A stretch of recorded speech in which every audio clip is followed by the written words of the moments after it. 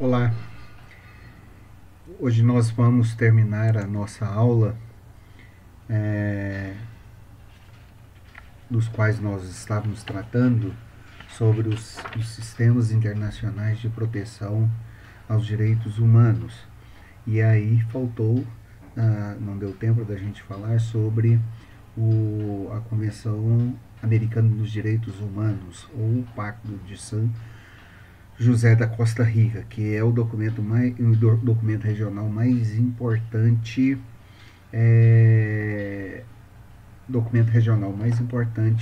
desse sistema internacional dos direitos humanos, né? Então, o sistema para os países do continente americano, o sistema regional é centralizado na OEA, Organização dos Estados Americanos. Logicamente, existem outras organizações internacionais regionais, todavia, para nós, o mais importante é a Organização dos Estados Americanos. O que é a ONU para o Sistema Geral de Proteção dos Direitos Humanos é a OEA para o Sistema Regional americano. Pois não. E o tema que mais cai nesse sistema internacional, nos sistemas internacionais de proteção de direitos humanos, está relacionado com a Convenção Americana sobre os Direitos Humanos, que é o Pacto de São José. Antes da gente prosseguir aqui nos slides, eu gostaria de fazer alguns comentários para vocês a respeito deste pacto, né? Só aumentando aqui, só um instantinho. Ok. Bom, a Convenção Americana dos Direitos Humanos, também chamada de Pacto de São José da Costa Rica, é um tratado celebrado pelos integrantes da Organização dos Estados Americanos, que foi adotada e aberta à assinatura durante a Conferência Especializada Interamericana sobre os Direitos Humanos em São José da Costa Rica, em 22 de novembro de 1969, e entrou em vigor em 18 de julho de 1978, quase 10 anos depois, né? Com a ratificação do 11º instrumento de iniciativa de Granada. O documento tem um total de 81 artigos, incluindo as disposições transitórias, e tem como objetivo estabelecer os direitos fundamentais da pessoa humana, como o direito à vida, à liberdade, à dignidade e à integridade pessoal e moral, à educação, entre outros similares. A Convenção proíbe ainda a escravidão e a servidão humana, trata das garantias judiciais, da liberdade de consciência e religião, do pensamento e de expressão, bem como da liberdade de associação e da proteção à família. Gostaria de destacar muito sobre este item. A Convenção proíbe ainda a escravidão e a servidão humana. Tá? Não esqueçam isso, por favor. O objetivo da constituição deste tratado internacional era a consolidação entre os países americanos de um regime de total liberdade pessoal e de justiça social, fundado no respeito aos direitos humanos essenciais e independentes do país onde a pessoa viva ou tenha nascido.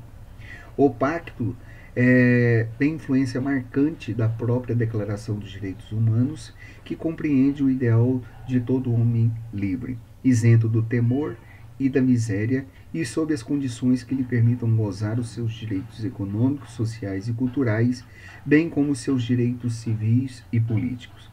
Um dos principais legados do Pacto de São José é, sem dúvida, a criação do sistema de Comissão Interamericana dos Direitos Humanos, a Corte Interamericana dos Direitos Humanos, que é destinada a avaliar os casos de violação dos direitos humanos ocorridos nos países que integram a Organização dos Estados Americanos, que reconheçam sua competência.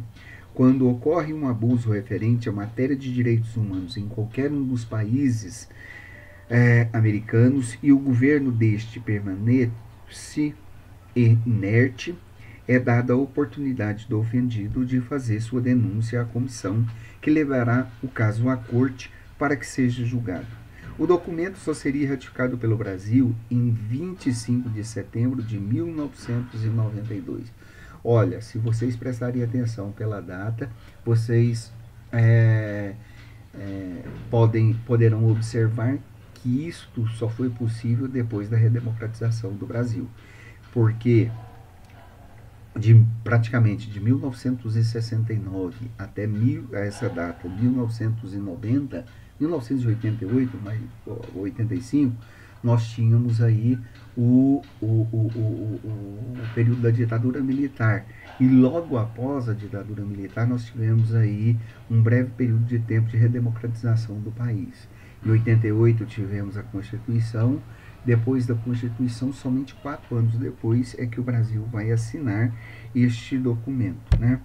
Esse documento assinado passou a ter validade no nosso ordenamento interno a partir do Decreto 678, de 6 de novembro de 1999. Com a promulgação da Emenda Constitucional número 45 de 2004, que nós já tratamos com vocês, os tratados cujo teor de questões de direitos humanos passaram a vigorar, então, de imediato e ser equiparado às normas internacionais, né?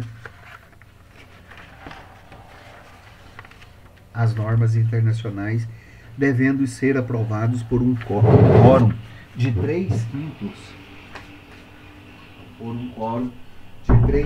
dos votos na Câmara dos Deputados e no Senado Federal, em 2 turnos em cada casa. A Convenção Americana sobre os Direitos Humanos, conhecida também como o Pacto de São José da Costa Rica,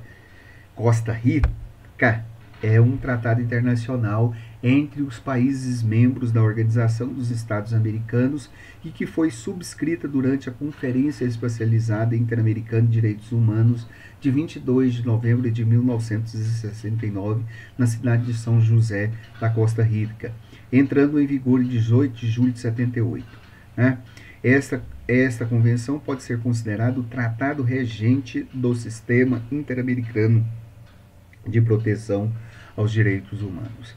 Os estados signatários desta convenção se comprometem a respeitar os direitos e liberdades nela reconhecidos e a garantir o seu livre e pleno exercício a toda pessoa que está sujeita à sua jurisdição sem qualquer discriminação. Ela é o grande código, o Codex dos Direitos Civis e Políticos no continente americano e o instrumento de proteção mais utilizado academicamente e no foro nos países americanos, principalmente os latinos. A Convenção Americana sobre os Direitos Humanos no Brasil é parte da Convenção Americana desde 1992, tendo a mesma sido promulgada entre nós pelo decreto, como nós já falamos, número 678, de 6 de novembro. Tá? Neste decreto, também no artigo 89, aprovou a solicitação de reconhecimento da competência obrigatória da Corte Interamericana dos Direitos Humanos em todos os casos relativos ou aplicação da Convenção de Direitos Humanos para fatos ocorridos a partir do reconhecimento de acordo com o previsto no parágrafo 62 daquele instrumento internacional. Portanto, o Estado brasileiro já se encontra plenamente integrado desde 98 ao sistema interamericano de proteção aos direitos humanos, inclusive já tendo algumas condenações por descumprimento dos deveres previstos na Convenção Americana. Infelizmente, a despeito de sua enorme importância prática e do crescimento vertiginoso de sua aplicação por vários estados, a Convenção Americana é ainda pouco aplicada no Brasil. É certo que a tese da impossibilidade da prisão civil por dívida, fundada no Pacto de São José, deflagrou no Brasil o estudo da Convenção Americana. Ocorre que, não obstante deflagrado, o estudo da Convenção não tem avançado como deveria em nosso país, diferentemente do que tem ocorrido em outros países do nosso continente. De fato, não se tem visto no dia a dia forense pleitos judiciais fundados em seus múltiplos dispositivos, salvos as raras exceções. Nas sentenças judiciais, por seu turno, muito raramente se vê uma referência ao pacto e, quando tal ocorre, trata-se de citações textuais de artigos do tratado sem um mínimo desdobramento intelectual.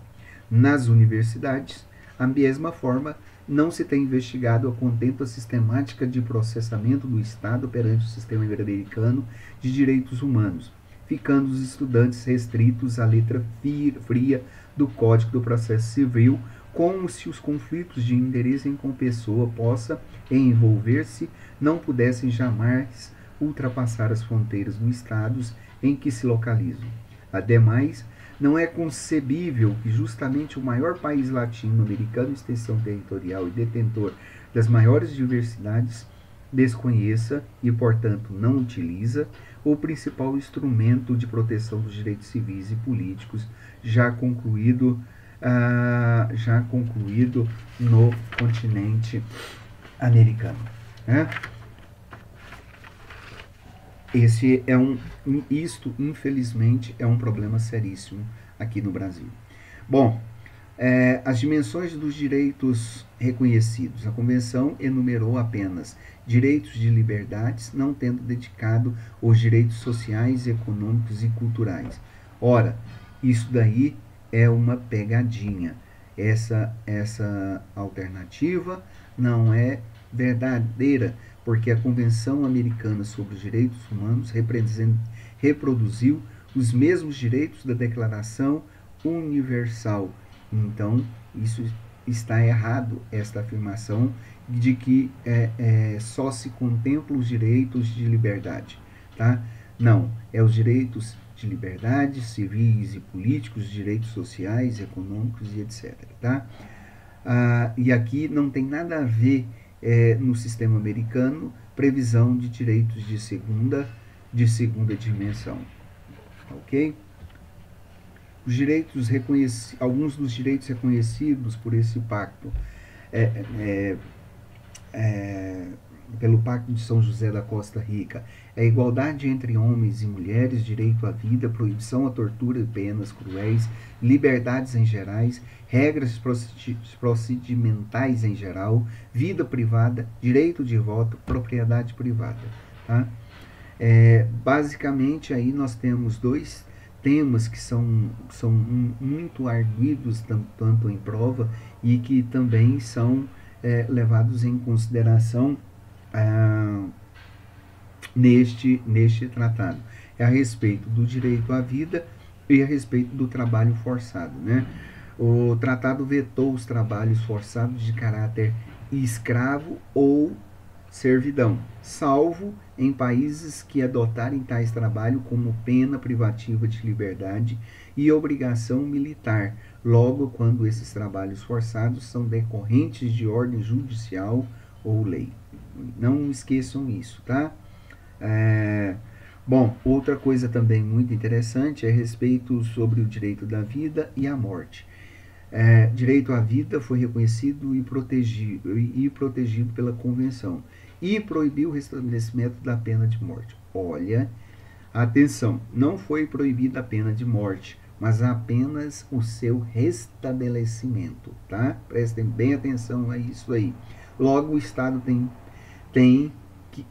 aquele Estado que tem pena de morte pode continuar aplicando. Todavia, o Estado que aboliu não poderá mais voltar a prever, ok? E aí nós temos, a Convenção criou dois órgãos fiscalizadores para o cumprimento desses direitos.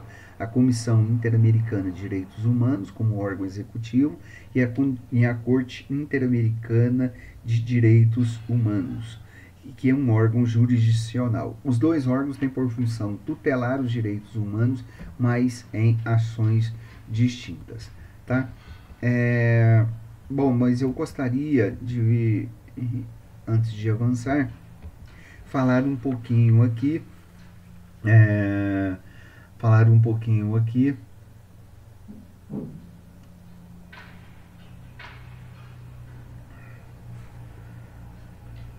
da Comissão Interamericana de Direitos Humanos, né?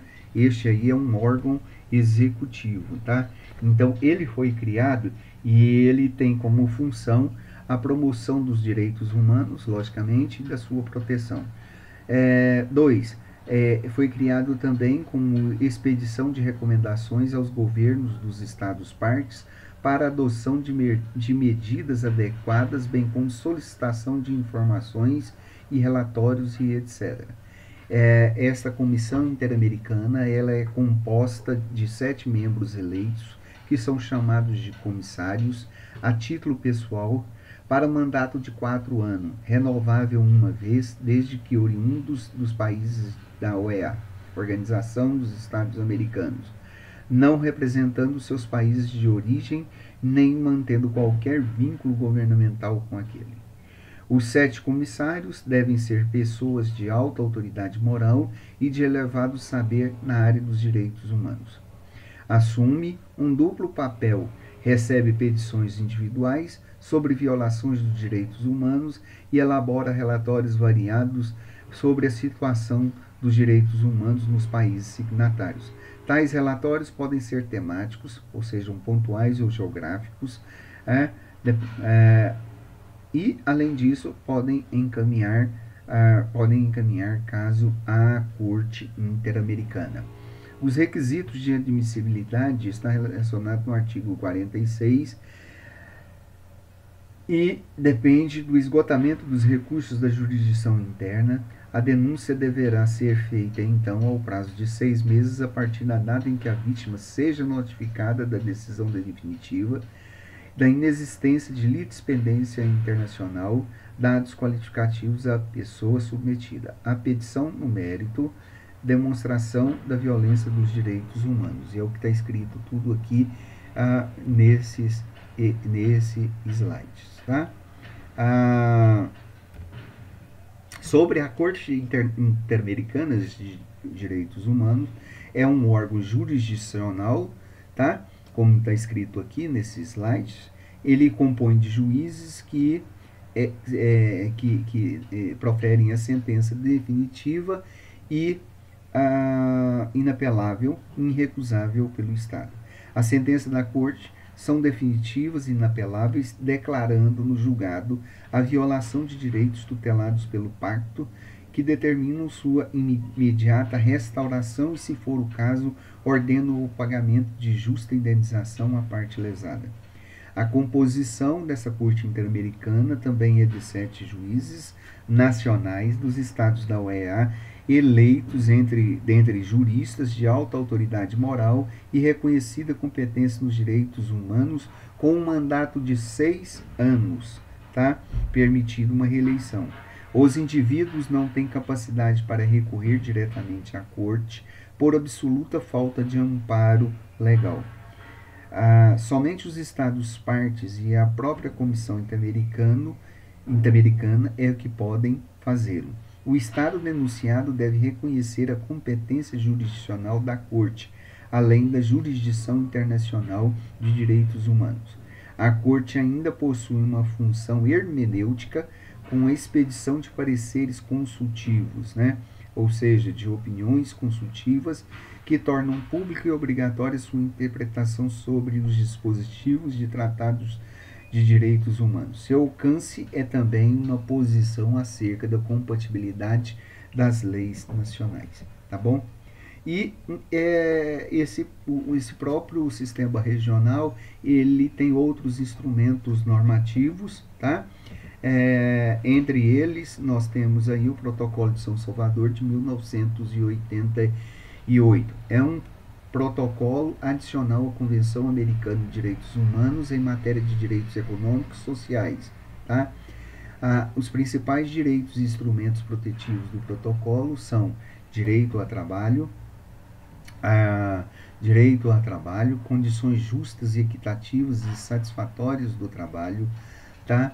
Salário mínimo, férias, descanso remunerado, segurança no trabalho, tá? Direitos sindicais, sindicalização, direito de greve, direitos previdenciários, direito à saúde, à educação, à prevenção, atendimento, direito ao meio ambiente sadio, direito à educação e benefícios à cultura, constituição e proteção da família e proteção especial da criança, idoso e deficiente. Além desses outros aqui, além desses outros direitos também falados aqui, ok? A Convenção Interamericana referente a abolir a pena de morte vedou nos estados a aplicação da pena de morte, né? Ou seja, há um retorno à aplicação da pena de morte. Não esqueçam isso daí. A Convenção Interamericana também, para prevenir e punir a tortura, de 1985, segue os mesmos padrões da Convenção contra a Cultura e outros tratamentos de penas cruéis, desumanas ou degradantes da ONU, de 1984. A Convenção Interamericana, para também prevenir, punir e erradicar a violência contra a mulher, define o que é violência contra a mulher e cria uma comissão para o sistema de proteção, tá? E segue o mesmo padrão da Convenção Internacional para a Prevenção e Erradicação da Violência contra a Mulher. Ok? Então, nós vamos ficar por aqui hoje e esta matéria, a Convenção Americana dos Direitos Humanos, ou o Pacto de São José da Costa Rica, é matéria nossa de terceira VA. Muito obrigado e até semana que vem, quando já estaremos tratando com vocês sobre o artigo, faremos com vocês alguns comentários sobre o artigo 5º da Constituição. Muito obrigado. Até a próxima.